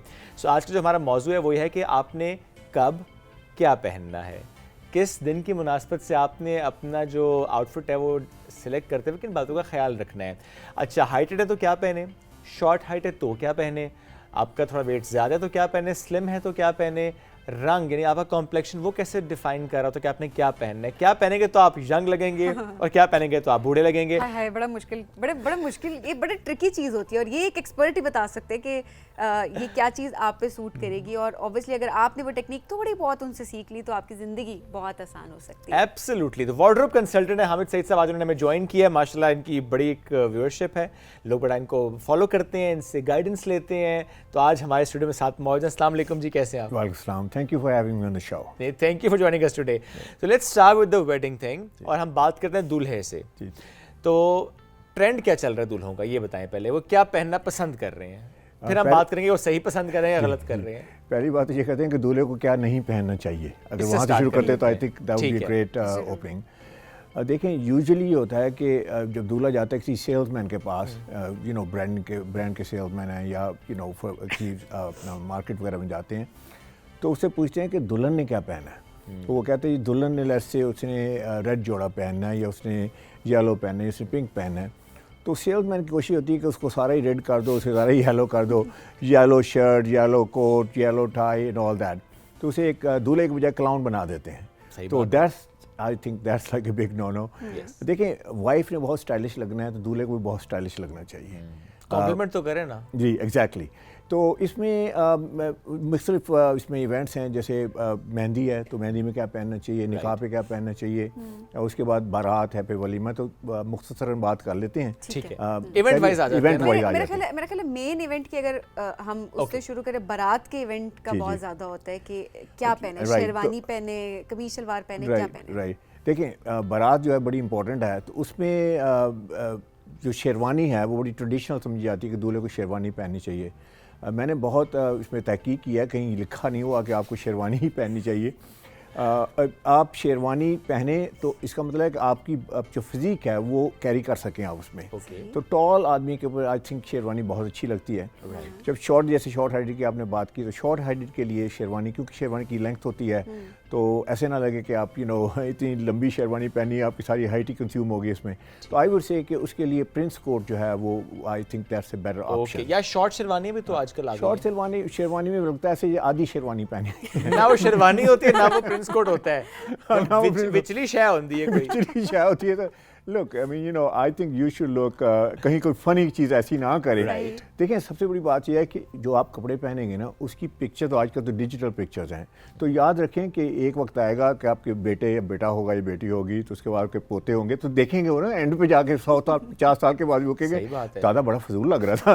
तो आपको एक इम्प्रेशन क्रिएट करना होता है, बड़ा इंपॉर्टेंट है। अच्छा, आप कलर की अगर बात की जाए, कलर कॉम्बिनेशन आप किस तरह से करें ब्राइड के साथ? अच्छा, कलर कॉम्बिनेशन दे हैं। एक तो यह है ना कि जो कलर ब्राइड ने पहना है सारे का सारा कलर वही आप पहन लें, तो मेरा ख्याल है कि आप बहन भाई लगेंगे। I think you are husband and wife. तो इसमें कलर मैचिंग जो है आप हंस रहे हैं, actually I see it lot of time. तो इसमें कलर मैचिंग ऐसे है कि आपने जो है ना, जैसे कि जो सूट वगैरह पहनते हैं तो उस पर सूट के साथ आपने कंबाइन करना है शेरवानी के साथ। तो आई वुड से कि जो कलर्स हैं ना जो ब्राइड ने पहनने, उसका कोई एक्सेंट कलर लें, उसके साथ आप मैचिंग करें, बजाय इसके साथ पूरी आउटफिट ही आप मैच कर। ठीक है, यानी सूट मैच ना करें, आप एक्सेसरीज मैच कर लें, यानी फॉर दैट मैटर आप tie, pocket square, exactly that's what I am saying. Tie and pocket square में आप देखें, आप इतने सिंपल भी ना लगे ना, थोड़ा जैजी लगे थोड़ा सा उसमें, आपने मतलब खुशी लगे, हाँ खुशी लगे। ये नहीं है कि आप जैसे ऑफिस में ड्रेसिंग करते हैं, तो आई वुड से, लेकिन बहुत ज़्यादा आप ओवर ड्रेसिंग करेंगे तो I think it's not. Over dress दुल्हा क्या होता है? ओवर ड्रेस दूल्हा ये है कि उसने बहुत चमकदार चीज़ें पहनी है। फॉर एग्जांपल पहले तो glitter is not that great, तो उसने वो पहना हुआ है। उसके बाद उसके ऊपर बहुत एम्बेलिशमेंट हुई है। फिर उसके बाद उसने पॉकेट स्क्वायर पहना हुआ है, फिर उसने चेन मैन लगाई हुई है। तो आई वुड से दैट्स अ टेरिबल मिस्टेक। ये ओवर ड्रेस दूल्हा है और ये बिल्कुल अच्छा नहीं लगेगा। बिल्कुल ठीक है। अच्छा, अब इवेंट चेंज करते हैं, हम मेहंदी पे आ जाते हैं। मेहंदी पे दुल्हा क्या पहने? मेहंदी में देखिए ये बहुत फेस्टिव इवेंट है, यू शुड हैव कलर्स। तो इसमें आप कलर्स डेफिनेटली आप पहन सकते हैं। तो बेस कोट बड़ा अच्छी उसके ऊपर लगती है, शलवार कमीज के ऊपर। वेस्ट कोट में आप जैसे जामावार है, उसमें थोड़ी सी ग्लिटर होती है। I think on that day probably it's a great option. और इसके अलावा आपने जो कंबाइन करना है, उसमें आप कॉन्ट्रास्ट में भी जा सकते हैं, उसमें आप टोन एंड टोन लुक भी क्रिएट कर सकते हैं। और बेसिकली आपकी कमीज़ होगी, उसके साथ पजामा होगा। I wouldn't recommend shalwar. I would like to ask कि कौन कुर्ता पजामा पहने और कौन शलवार कमीज़ पहने? आई थिंक अगर तो आपकी बॉडी बहुत हैवी है तो मेरे पजामे में I think you are not going to look that great. तो उसमें आप शलवार पहन लें। और अगर आप you have nice slim and nice lean body, then I think आपका जो कुर्ता पजामा है, I think that's going to be great. And then shawls का भी तो concept है ना? हाँ, shawls आप ऐड कर सकते हैं, लेकिन काफ़ी मूवमेंट है, शॉल को हैंडल करना बड़ा मुश्किल है। तो आई वुड से कि आप एक क्लीन लुक रखें, that's easy लुक जो है ज़्यादा सही रहता है, मूवमेंट आसान रहती है। जी जी। अच्छा, निकाह पे नॉर्मली हमें ये ट्रेंड देखा है, चूँकि अब आजकल बड़ा ट्रेंड है, तो आउटडोर निकाह का भी, डे लाइट के शूट्स भी, तो लाइट कलर पेस्टल में भी, बल्कि समटाइम्स बिल्कुल वाइट या ऑफ वाइट में ब्राइड और ग्रूम दोनों चले जाते हैं। तो is it a right option for them? निकाह जो देखें सबसे पाकीज़ा इवेंट निकाह का है, out of all the events, और उसमें यह मैं ये कहूँगा कि आपका वाइट और ऑफ वाइट है, दैट्स द बेस्ट ऑप्शन। और वाइट ऑफ में रहें, और बहुत ज़्यादा डेकोरेटिव, बहुत ज़्यादा एम्बेलिशमेंट ना करें, क्योंकि आजकल मसाजिद में भी निकाह करने का बड़ा आजकल ट्रेडिशन है, and that's a great thing. तो आप जो है उसमें को बहुत ज़्यादा जैसे जिसे कहते हैं कि अगेन के एम्बेलिशमेंट वगैरह कम हो, एंड बिल्कुल आप लगें क्लासिक लगें, एलिगेंट लगें, और बहुत ज़्यादा स्टाइलिश लगने की ज़रूरत नहीं है, because that's the kind of event. And then shoes कैसे होने चाहिए? शूज़ जो है बड़े इंपॉर्टेंट है। देखें, I mean I always say this के आपने ग्रेट आउटफिट पहनी है, you can रूइन it with wearing wrong shoes. तो जैसे आपने 2 पीस सूट है, अगर 3 पीस सूट पहना हुआ है, तो उसके साथ लेसअप शूज़ हैं, that's the best way to go. उसके साथ लोफर्स वगैरह या किसी किस्म का और शूज़ मत पहने। लेस भी ना पहने। लेस तो ऑब्वियसली, और वो कहते हैं इंट्रोड्यूस कराई लेस और एंकल सॉक्स वगैरह मत ट्राई करें, बिकॉज देखें जो स्किन है ना, ओनली 2 जगह पे शो करनी चाहिए, फेस पे और हैंड्स पे। Absolutely right. अगर कहीं और स्किन शो करते हैं तो I think it's a total distraction and looks very unprofessional. और इसमें भी जो आपने कहा कि नो शो सॉक्स ना पहने, जो आप सॉक्स जो पहन रहे हैं, सॉक्स का कलर क्या आपको सोचना चाहिए या कोई सॉक्स निकाल के पहन नहीं नहीं, ऐसी बात नहीं है। मेरी प्रेफरेंस ये है कि यू नो जैसे आपने प्रिंटेड सॉक्स पहनी हुई हैं, but I have a different point of view on this. It looks great by the way, it looks great. So with your अच्छा, because permission, मैं I love wearing this. हाँ, लेकिन मैं चाहूंगी कि बताएं जरा with your शुएब के लुक पे permission, कमेंट करें with your आप जरा। permission, मैं ये कहूँगा अटेंशन सारी यहाँ पे होनी चाहिए। ठीक है। This is where the attention is. अच्छा। तो लोग कहीं कहते हैं, पता नहीं मुझे आप बताएंगे आपने क्यों, क्या रीजन है? I remember हम एक और प्लेटफॉर्म पे थे जब हम ये शो कर रहे थे, और उस टाइम पे मैंने प्रिंटेड शर्ट पहनी हुई थी, एंड देन जब मैंने अपनी लुक्स का पूछा आपसे तो आपने यही कहा कि अटेंशन जो है वो प्रिंट पे जा रही है, वो फेस पे नहीं जा रही है। So it's important कि आप सॉलिड्स में जाएं ताकि आपकी अटेंशन, तो I still remember those words के। Thank you very much. तो मेरी यही इसमें मेरा पॉइंट ऑफ व्यू होगा कि देखें, you want attention here, conversation takes place here. तो कई लोग कहते हैं जी मैंने आइस ब्रेकर के तौर पे पहनी है, तो मैं कहता हूँ आइस ब्रेकर आप क्यों नहीं, आपकी वैल्यू प्रोपोजिशन क्यों नहीं है? बिल्कुल सही बात है। और तो अटेंशन वहाँ पे जब चली जाती है, इसका मतलब है कि यू नो अटेंशन सॉक्स पे चलेगी, somebody is going to say oh great socks, but how about you? People should say you are a great person, you know, I like you and all that. Okay. तो इसमें जैसे socks का मैं कहता हूँ कि इसमें प्लेन सॉक्स जो हैं दैट्स बेस्ट। कलर हो लेकिन प्लेन हो, लेकिन उसको मैच करने का तरीका ये, या आप शूज के साथ मैच कर लें, ब्लैक के साथ ब्लैक कर लें, या जो आपकी जो ट्राउजर है उससे थोड़ा सा डार्कर कलर चले जाए, ट्राउजर से थोड़ा सा darker shade. Right. Okay, that's nice. वरना नॉर्मली आजकल ये भी देखते हैं ना आप, टाई, सॉक्स, पॉकेट्स को ये भी मैच कर रहे होते हैं। खैर अपना कंट्रास्ट पे भी जा रहे होते हैं। कंट्रास्ट और पे भी जा सॉक्स रहे में होते एक हैं। और बड़ी इंपॉर्टेंट चीज़ है कि सॉक्स की लेंथ खास तौर पे ख्याल रखें। यू नो आपको पता है कि जब आप बैठेंगे तो पैंट राइड उठेगी, जो ही राइड करती है तो आपकी स्किन नजर आ जाएगी। आपकी नजर आ रही है सर? स्किन आ रही ना करे सर देखें तो तो स्किन नजर नहीं आनी चाहिए। हाँ, तो बिल्कुल मैंने इसलिए ये बात की क्योंकि बड़ी इंपॉर्टेंट बात आप कह रहे हैं कि नॉर्मली जब आप कहीं बैठ रहे हैं तो बड़ा इंपॉर्टेंट है कि फेस और हैंड्स के अलावा आपकी स्किन शो नहीं होनी चाहिए। तो अगर वो हो रही है तो इट्स अ डिस्ट्रैक्शन, वो नहीं होनी चाहिए। तो नो शो सॉक्स पे ज़्यादा हो रही होती है।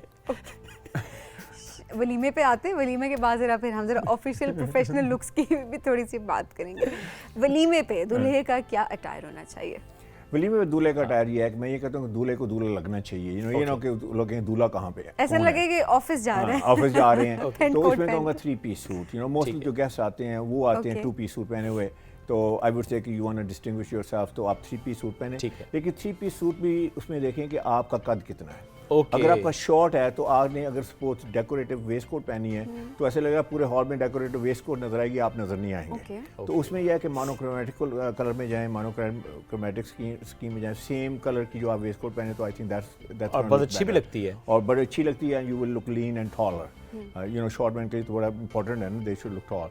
और अगर आप if you tall then obviously you can have waistcoat, contrast में वेस्ट कोट पहन सकते हैं, लेकिन बहुत ज़्यादा ब्राइट वेस्ट कोट मत पहने। तो आई would say 3 piece suit is the best way to go. And then bow का भी यूज करते हैं लोग। बो जो है ना वो तो टक्सीडो के साथ ही अच्छी लगती है। अगर आपने बो पहनी है तो टक्सीडो पहने, अदरवाइज आप प्रोफेसर लगेंगे। And then pocket square. हाँ, पॉकेट स्क्वायर जो है बड़ा इंपॉर्टेंट है। पॉकेट स्क्वायर जो है उसका बेहतरीन तरीका मैच करने का, जो शर्ट है उसके साथ मैच कर लें। बिल्कुल सही कह रहे हैं कि वो इतना अच्छा नहीं लगता।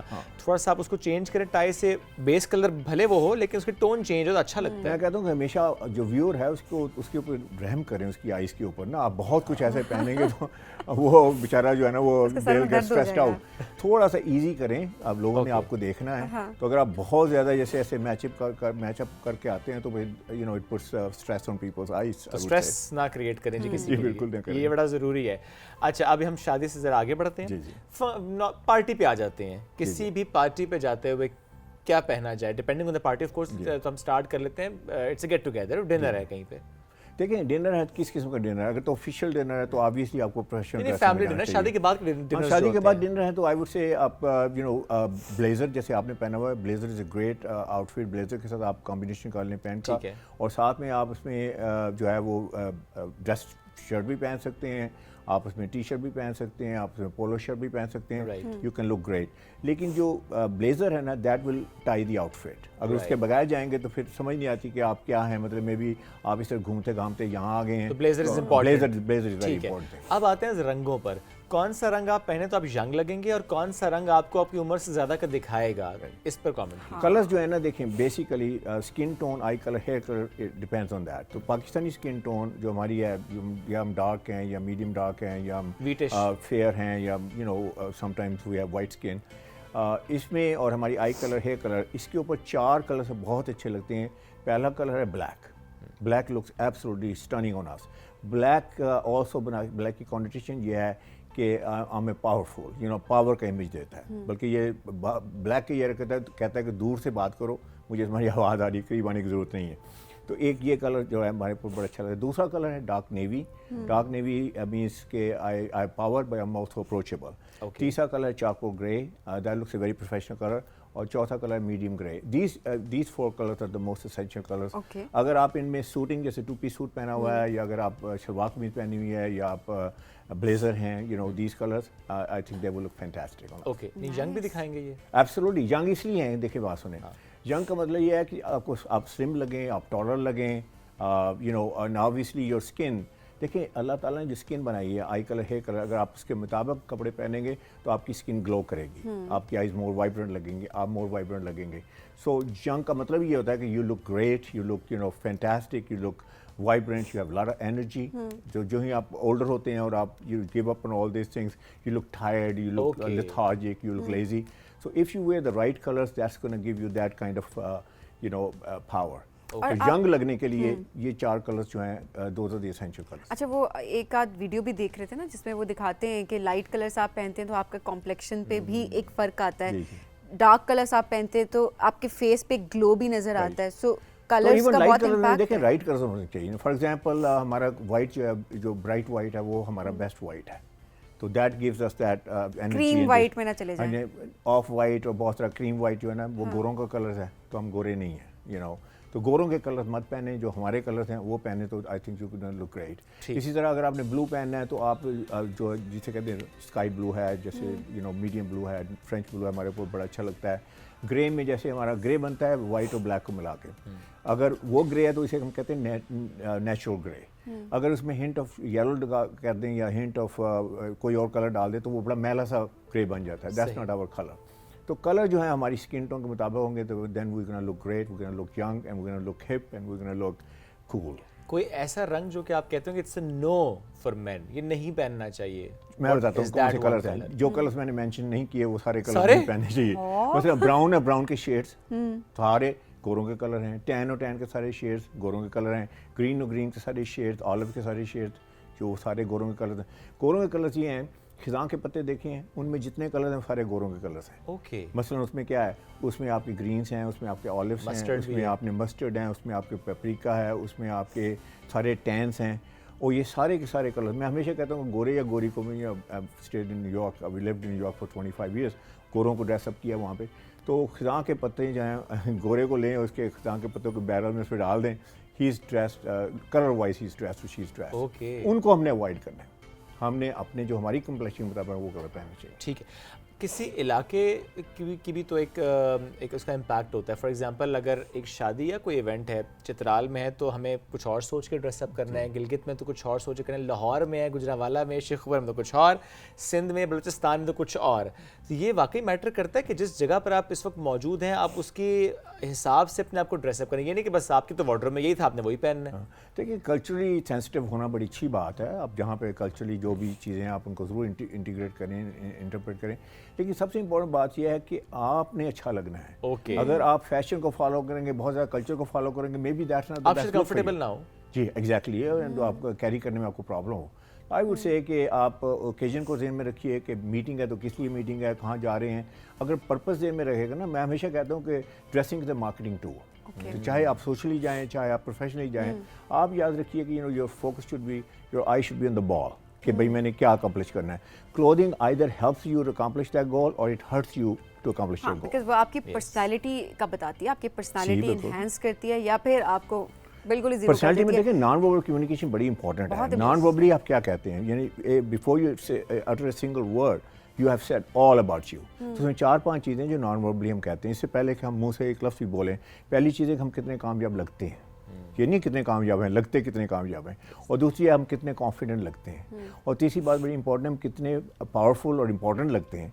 और चौथी चीज़ है कितने हम ट्रस्टवर्दी क्रेडिबल लगते हैं। अगर ये चीज़ें नहीं लगती तो दैट मीन्स हमने रॉन्ग ड्रेसिंग की है, dressing is giving wrong messages. हमें इंपॉर्टेंट मैसेज देने हैं, राइट मैसेजेस देने हैं, और हमें पहले ही पता होना चाहिए कि हम मैसेज कौन से देने चाहते हैं, और फिर वो उस मैसेज के मुताबिक हमारी क्लोथिंग वो हो जाती है उस तरह से। अच्छा, अब अगर किसी ने इंटरव्यू देने जाना है प्रोफेशनली अगर जी, हम जी, चीज़ों को बिल्कुल। डिस्कस करें, सो किस तरह का उसका अटायर होना चाहिए? उसका देखें, मैं सबसे पहले कहता हूँ जो इंटरव्यू देने जा रहे हैं ना, तो आप रिसर्च करें, कंपनी को रिसर्च करें, उसमें देखें कि उनका ड्रेस कोड क्या है, लोग जो टॉप एचेलॉन है वो क्या पहनती है। उसके बाद दूसरी बात ये है कि आपने रिस्पेक्ट देनी है कंपनी को। कई लोग कहते हैं यार मैं कैजुअल है, मेरी जॉब कैजुअल है, मैं कैजुअली चला जाऊँगा। I think it's a big mistake. आप रिस्पेक्ट शो करने का मैम क्या तरीका है? अगर मैं आपसे मिलूँ तो रिस्पेक्ट शो करने का तरीका मुझे प्रॉपर्ली ड्रेसअप होना चाहिए, what ever that proper is. तो उसमें मैं ये कहूँगा कि देखें, आपने ख़ास तौर पे लग से अगर आप मैनेजमेंट जॉब पे जा रहे हैं, MBA किया हुआ है या अकाउंटिंग है या प्रोफेशनल है, तो आप कोट के बगैर, जैकेट के बगैर मत जाएं। ठीक है। तो उसमें ब्लेजर पहन ले, अगर आपने सूट नहीं पहनना। Navy blazer is the best, okay. क्योंकि navy blazer is like it resonates all across the world. Navy blazer पहन लें, साथ में वाइट शर्ट। वाइट शर्ट का मतलब है ट्रस्ट मी, वाइट का मतलब है क्रेडिबिलिटी, वाइट शर्ट का मतलब है I am sober, I am decent, I am honest. White shirt का मतलब ये भी है कि हम सोफिस्टिकेटेड, डिफाइंड, पॉलिश, सारी चीज़ें वाइट शर्ट में हैं। तो ये तो बात आप कहना चाहते हैं ना कि हम trustworthy, I am credible and all this. तो वाइट शर्ट पहन लें, उसके साथ अगर टाई लगानी है, if you think the occasion is like that, तो आप पहन लें टाई। अगर नहीं है तो ओपन कॉलर में शर्ट जो है बड़ी अच्छी लगेगी। साथ में ग्रेश पैंट पहन लें, मीडियम ग्रे या लाइट ग्रे, और उसके साथ नाइस आपके लोफर्स हों, मतलब वहाँ ब्लेसअप शूज़ की ज़रूरत नहीं है। बहुत टैकी किस्म के शूज़ नहीं होने चाहिए जिस पर बहुत सारी डेकोरेशन हो, all that that's not gonna work. So I think you are perfectly dressed for that. अगर सूटिंग वाले हैं तो आप सूट पहने। देखिए, याद रखें, अपनी जो भी जॉब, जिस जॉब के लिए जा रहे हैं, उससे 2 लेवल अबव की ड्रेसिंग करके जाएँ। ओके। उसकी रीज़न ये है कि people are looking for leaders, companies are looking for leaders, they are not looking for they want you to stay with the company and have them grow the company. तो उसमें अगर आप 2 level की above की dressing करके जाएंगे तो they will think that you are ऐसे प्रमोटेबल हैं या आपको नेक्स्ट लेवल पर ले जाया जा सकता है। और आखिरी बात यह है कि उसमें अगर आप शलवार कमीज़ वाले बंदे हैं, कुछ लोग हैं मैं शलवार कमीज़ पहनता हूँ, कुछ नहीं पहनता, वो इंटरव्यू के लिए सूट पहन लेते हैं और फिर उनकी चाल भी नहीं है, शलवार लगती है। एग्जैक्टली, पैंट शलवार लगती है। तो आई वुड से कि ऑथेंटिक लगे जो भी है। तो शलवार कमीज के साथ आप वेस्ट कोट पहने या उसका कोट पहने। ओके। अदरवाइज आप शलवार कमीज हैव जीरो इंपैक्ट। राइट। एक लास्ट क्वेश्चन, कोई ऐसा कॉम्बिनेशन या बल्कि कंट्रास्ट कपड़ों में जो कि आपको लगता है कि डिजास्टर होता है, लाइक सूटिंग के पर्सपेक्टिव से, ब्लैक और ब्लू, क्या इसका contrast, is it a disaster? Black and blue, देखें ब्लैक एंड ब्लू अगर तो डार्कर कलर में है, डार्क टोन में, obviously black is darker, अगर ब्लू भी डार्क, अगर ब्लू भी डार्क हो तो I think that could look great। लेकिन अगर आप उसके साथ लाइटर ब्लू करते हैं तो I think that could be a disaster। और फीमेल्स के पर्सपेक्टिव देखा जाए तो ब्लू और ब्लैक जो है वो बड़ा ज़बरदस्त एक कॉम्बिनेशन जाते हैं, मतलब आप बड़ी अच्छी आपकी वाइब्रेंसी, टोन ऑफ ब्लू में भी navy blue, dark blue basically, dark blue की वही मैंने बात की, वो बड़ा अच्छा जाता है डार्क ब्लू के पर्सपेक्टिव। देखिए लेडीज़ और मैन ना, मैं दोनों के लिए यही कहूँगा कि देखें आपने प्रोफेशनल मोस्टली हम प्रोफेशनल एनवायरनमेंट में जाते हैं, वहीं पे हमारी ड्रेसिंग आइदर इट इम्पैक्ट्स और या इम्पैक्ट नहीं होता। तो उसमें ख़ास तौर पे ख्याल रखें कि आपकी जॉब क्या है, आपका प्रोफेशन क्या है, और पोजीशन का भी ख्याल रखें कहाँ पे है। यानी कि पाकिस्तान में सैड फैक्ट ये है कि वो इंटरव्यू के लिए सूट लिया, उसके बाद CV अपग्रेड हुआ लेकिन आपकी क्लोथिंग अपग्रेड नहीं हुई। तो क्लोथिंग को साथ साथ अपग्रेड करें। अच्छा, ये सारी जो बातें आपने की, ये पूरी साइंस है, जाहिर है ये प्रॉपर एक स्टडी है या ये ऑब्जर्वेशन बेस्ड है सारा? नहीं, प्रॉपर स्टडी है। अब जैसे मैंने डॉक्टर कलर की बात की, तो अगर आप रेफरेंस पॉइंट पूछे तो रेफरेंस पॉइंट ये है कि जो मोस्ट इंपॉर्टेंट मैन है वुमेन है दुनिया में, G7 के प्रेसिडेंट्स हैं, prime minister, right, we agree with that. तो कौन से कलर्स पहनते हैं? Darker colours. कौन सी शर्ट पहनते हैं? White shirt. अब ऐसे तो नहीं है ना कि ट्रूडो पूछता है बाइडेन को, hey guy tomorrow we meeting, what are you gonna wear? वो कह रहा है मैं तो डार्कर सूट पहन के आया हूं, white shirt, okay I am gonna wear the same thing. That's not how it works. हमें सब बहुत शुक्रिया प्रोग्राम में ज्वाइन करने के लिए, बहुत अच्छा लगा आपसे बात करके, ओवरऑल जो हमने डिस्कस करने की कोशिश की। एब्सोल्युटली। इसी के साथ हमें दीजिए इजाजत, दोबारा मुलाकात आपसे करेंगे मंडे को। बहुत सा ख्याल रखिए, दुआ में याद रखिए। अल्लाह हाफिज।